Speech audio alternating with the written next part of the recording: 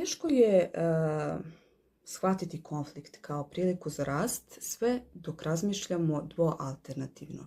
To znači da krećemo od toga da u nekoj komunikaciji, kakva god to komunikacija bila, neko mora da bude u pravu, a neko drugi u krivu. Ili je sve crno ili je sve belo. Ili razmišljamo pozitivno ili razmišljamo negativno. Ili osjećamo takozvane pozitivne emocije ili takozvane negativne. Zapravo postoji treće rješenje. Uvijek postoji treće rješenje, ako ne i četvrto i peto i 15. Prosto je neverovatna stvar koliko je opcija dostupno i koliko je mogućnosti na stolu onda kada otvorimo za priliku da to primetimo.